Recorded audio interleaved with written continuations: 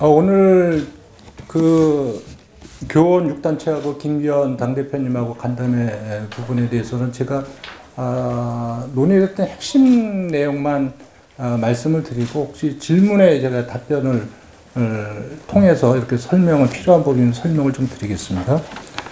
그 아까 대표님하고 교원 6단체 대표님들의 어떤 그 말씀은 이제 모두 발언을 통해서 다 들으셨을 거라고 생각이 들고요. 오늘 6단체와 면담을 통해서 어쨌든 이 교권사법 이 부분이 조속히 처리되어야 한다, 이런 그 요청이 있었고, 그 부분에 대해서 충분한 21일 본회의 처리에 대한 충분한 공감대가 형성됐다, 이렇게 말씀을 드리고, 21일 날, 그러니까 15일 날 교육위 전체회의를 열어서 그동안 오늘까지 논의된 내용을 포함해서 그동안 기의결된 그 교권사법 관련된 그 내용을 15일 날 교육위 전체회의를 열어서 통과시키겠다고, 그리고 20일 날 본회의에서 통과시키겠다, 이런 말씀을 교원단체 대표들한테 분명히 말씀을 드렸다, 이런 말씀을 드리고요. 이제 선생님들이 말씀하시는 것 중에서 현재 이제 교권보호사법이 통과가 현재로서는 중요한데,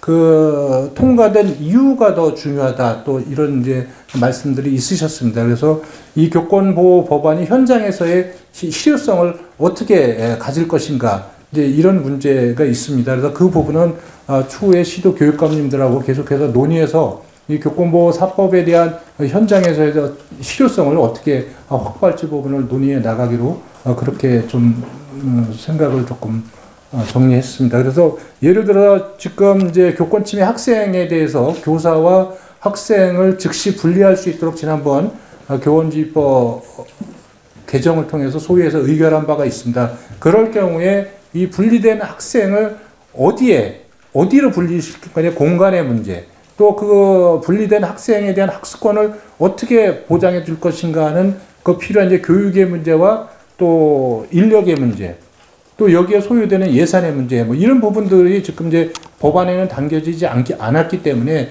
후속 조치로서 이 부분들을 어떻게 제대로 마련해서 실효성 확보를 해나갈 것인가. 조금 더 이제 선생님 중에 말씀 주신 부분은 이제 실질적으로 이제 분리 학생의 경우에 교육시키기가 굉장히 좀 어려운 현실적인 측면들이 있는데, 이 분리된 학생, 이것이 이제 경계성 학생의 경우도 있고, 실질적으로 이제 사실 약간 이제 저항적인 학생도 있겠죠. 이 학생들을 누가 어떻게 교육시키고, 또 어떻게 또 학습권을 보장해 줄 것인가, 이런 부분에 대한 현실적인 문제들을 해결해 줬으면 좋겠다, 그런 거를 좀 고민해 달라, 이런 좀 말씀을 하셨기 때문에 이제 그 부분에 대해서 김기현 대표께서 당 차원의 어쨌든 교육계 현장의 요구를 수렴해 나가는 과정을 계속해 하겠다는 말씀, 또 이 교권보호사법이 현장에서 실효성을 갖는데 필요한 예산, 또 공간 확보, 이 부분에 대해서 최선을